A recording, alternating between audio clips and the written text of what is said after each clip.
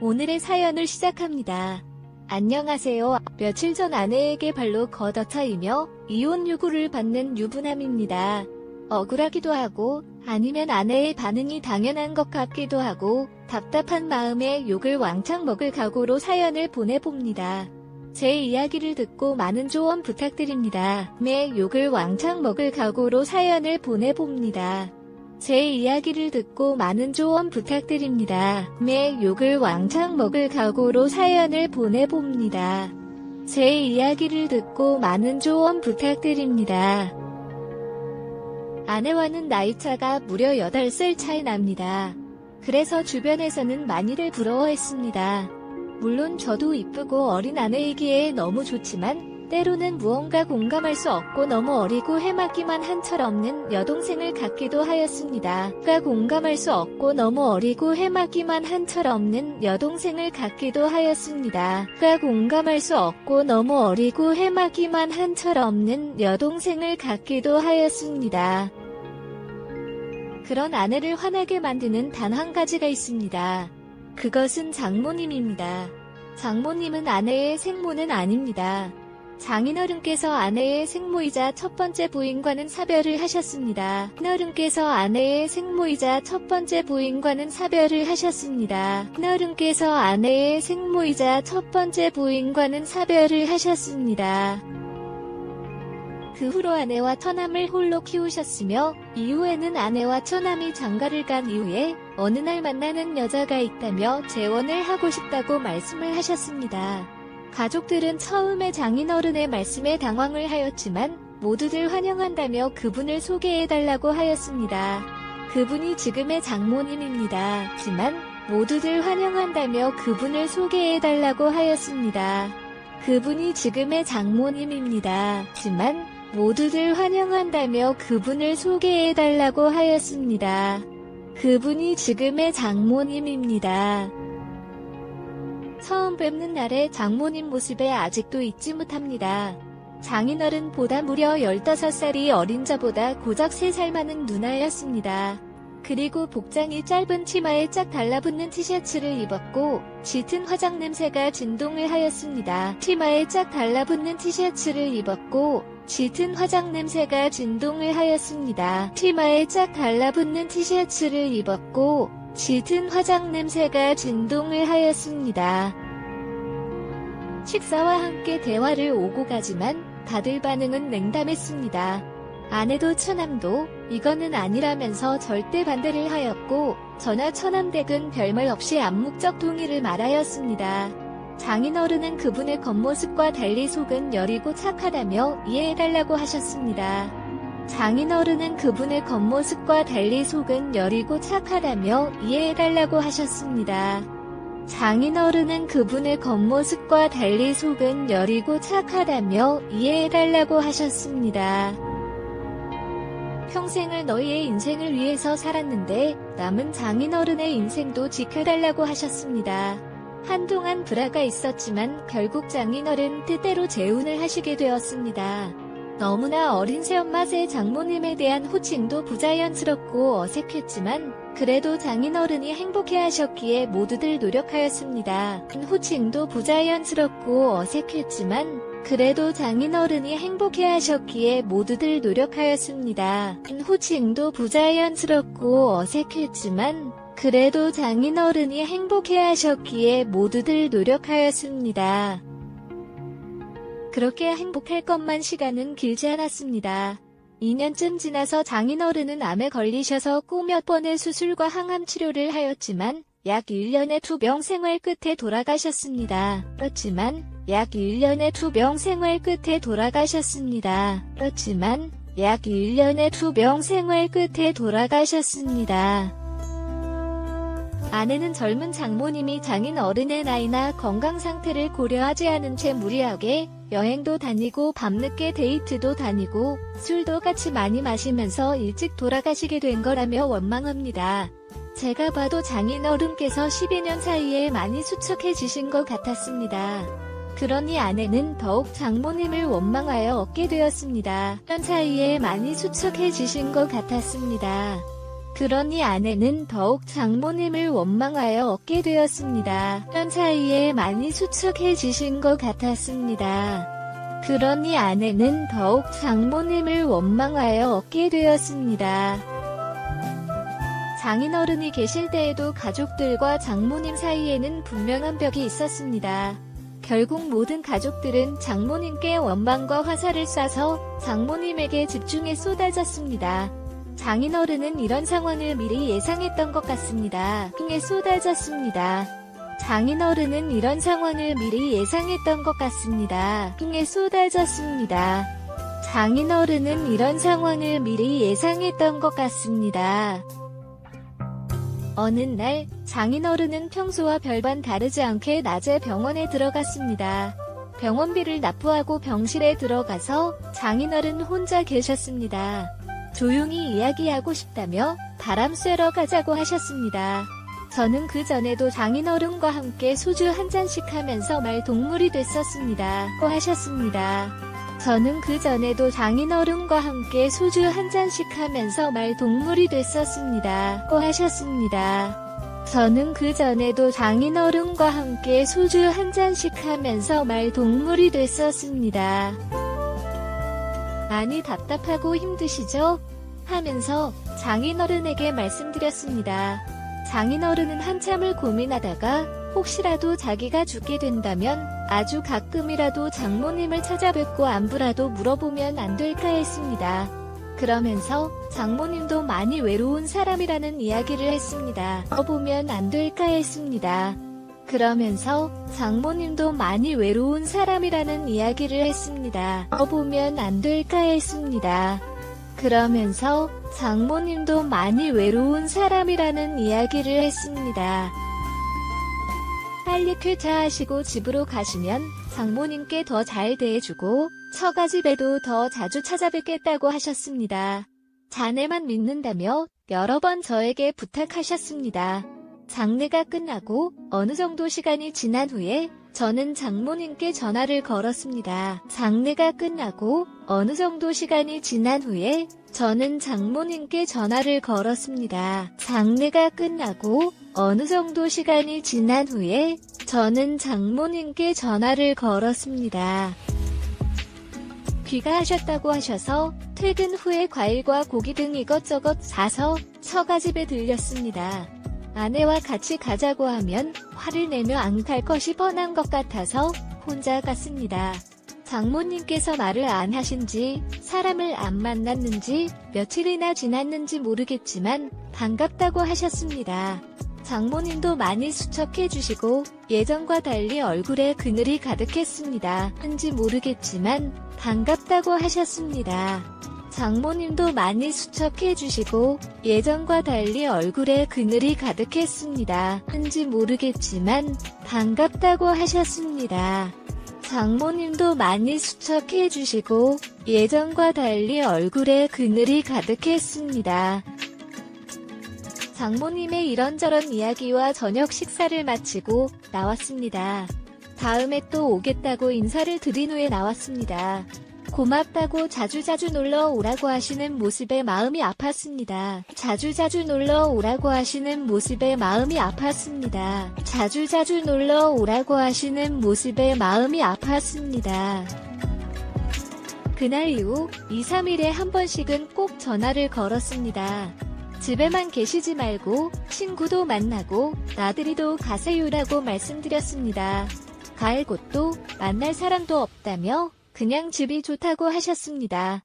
그래서 정말로 외출하고 싶으시다면 점심때 회사 근처로 오셔서 전화 달라고 해주세요. 그래서 정말로 외출하고 싶으시다면 점심때 회사 근처로 오셔서 전화 달라고 해주세요. 그래서 정말로 외출하고 싶으시다면 점심때 회사 근처로 오셔서 전화 달라고 해주세요. 언제든지 나가서 맛있는 점심을 대접하겠습니다. 라고 하였습니다. 그 후로 가끔씩 장모님이 오셔서 점심도 같이 먹고 카페도 가면서 대화도 나누었습니다. 같이 먹고 카페도 가면서 대화도 나누었습니다. 같이 먹고 카페도 가면서 대화도 나누었습니다. 어느 날 아내가 이 사실을 알게 되었고 불같이 화를 내었습니다. 그래서 장인어른이 부탁했던 사실을 전부 이야기해 주었습니다. 부탁했던 사실을 전부 이야기해 주었습니다. 부탁했던 사실을 전부 이야기해 주었습니다. 아내는 장인어른의 부탁을 무시하지 않고 들어준 것은 고맙지만 앞으로는 장모님과 개인적인 연락은 하지 않았으면 좋겠다고 하셨습니다. 그리고 나서는 장모님께 전화해서 더 이상 자기의 새엄마도 저의 장모님도 아니니까 연락하지 말라고 하였습니다. 더 이상 자기의 새엄마도 저의 장모님도 아니니까 연락하지 말라고 하였습니다. 더 이상 자기의 새엄마도 저의 장모님도 아니니까 연락하지 말라고 하였습니다. 이 사실은 처남에게도 알렸습니다. 전남도 아내에게 그 정도까지는 할 필요 있냐? 심한 거 아니냐? 고 하였지만 아내는 확보했습니다. 그렇게 한두 달 지났을 때 장모님께 연락이 왔습니다. 그래도 가끔은 제가 연락을 줄 거라고 생각했는데 한 번도 없어서 서운했다며 시간 될 때 처갓집에 놀려 오라는 것이었습니다. 제가 연락을 줄 거라고 생각했는데 한 번도 없어서 서운했다며 시간 될 때 처갓집에 놀려 오라는 것이었습니다. 제가 연락을 줄 거라고 생각했는데 한 번도 없어서 서운했다며 시간 될 때 처갓집에 놀려 오라는 것이었습니다. 집에 이것저것 고장나고 교체해야 될 것은 많은데 할 줄도 모른다며 도와달라는 것이었습니다. 그래서 이번 주말에 한번 찾아뵙겠다고 말씀을 드렸습니다. 아내에게는 주말에 회사 상무님들이랑 골프 약속이 있다고 거짓말을 하고 처갓집으로 갔습니다. 주말에 회사 상무님들이랑 골프 약속이 있다고 거짓말을 하고 처갓집으로 갔습니다. 주말에 회사 상무님들이랑 골프 약속이 있다고 거짓말을 하고 처갓집으로 갔습니다. 장모님께는 반갑게 맞이해 주셨습니다. 수도 청구, 벽지 보수, 문고리 교체 등등 수리 및 교체를 하였습니다. 그 집도 아내가 어릴 때부터 살던 집이다 보니 이래저래 오래돼서 고장난 것들이 많았습니다. 점심때가 훌쩍 지나서야 모든 것이 끝났고 늦은 점심을 먹게 되었습니다. 장모님께서는 고생 많았다며 맛있는 음식과 막걸리를 주셨습니다. 모든 것이 끝났고 늦은 점심을 먹게 되었습니다. 장모님께서는 고생 많았다며 맛있는 음식과 막걸리를 주셨습니다. 모든 것이 끝났고 늦은 점심을 먹게 되었습니다. 장모님께서는 고생 많았다며 맛있는 음식과 막걸리를 주셨습니다. 한 잔 두 잔 주시는 대로 마시다 보니 조금 취하게 되었고 소파에 쉬다가 잠이 들었습니다. 한참을 자다가 깨어보니 시간은 많이 늦었고 아내에게 술자리가 길어졌다고 상무님 집으로 다 같이 2차로 가게 되었다며 내일 들어갈 것 같다고 문자를 남겼습니다. 상무님 집으로 다 같이 2차로 가게 되었다며 내일 들어갈 것 같다고 문자를 남겼습니다. 상무님 집으로 다 같이 2차로 가게 되었다며 내일 들어갈 것 같다고 문자를 남겼습니다. 그러고는 다시 거실 소파에서 잠을 잤습니다. 잠을 자고 있는데 무언가 소리가 들렸고 장모님 혼자서 술을 드시고 계셨습니다.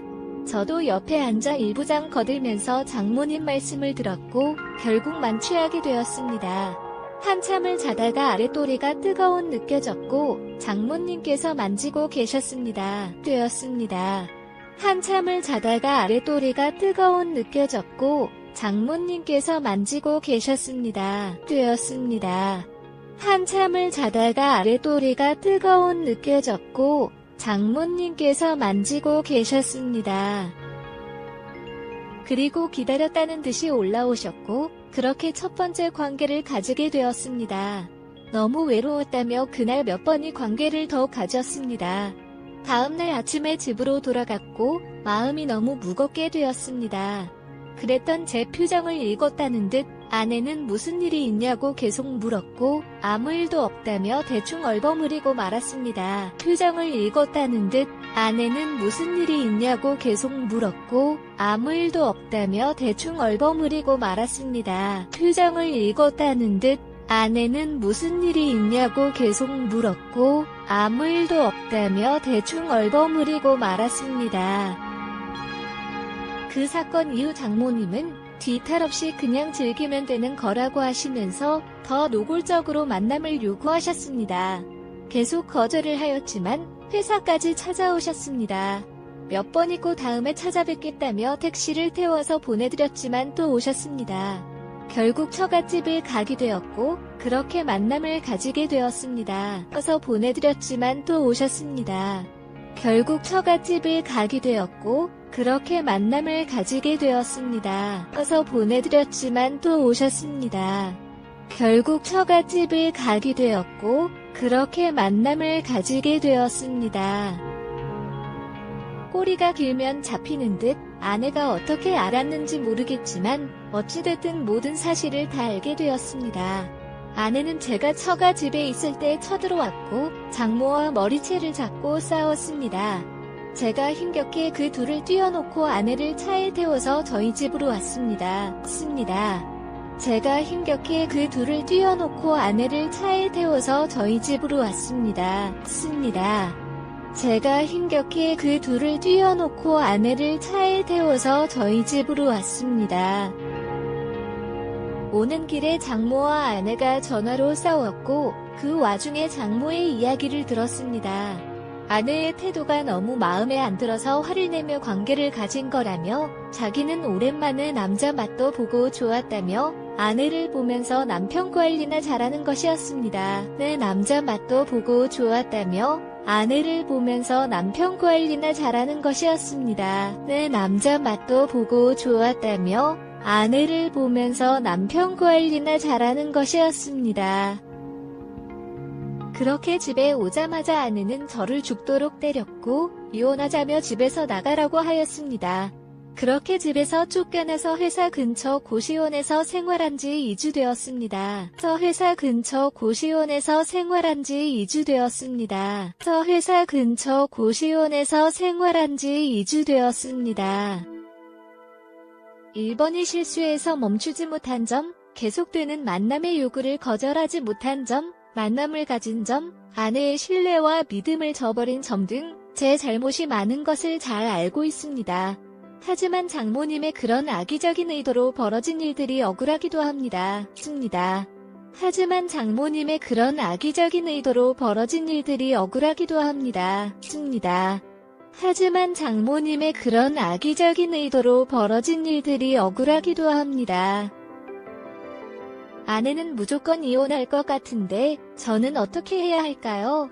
용서받을 수 있을까요? 오늘의 사연은 여기까지입니다. 오늘의 사연은 여기까지입니다. 오늘의 사연은 여기까지입니다. 구독과 좋아요 알림 설정 부탁드립니다. 긴 글을 읽어주셔서 감사합니다. 끝까지 봐야 할 것 같아요. 놔주세요 알림 사탕값 꾹꾹 놔주세요 야. 놔주세요 알림 사탕값 꾹꾹 놔주세요 야. 놔주세요 알림 사탕값 꾹꾹 놔주세요 야.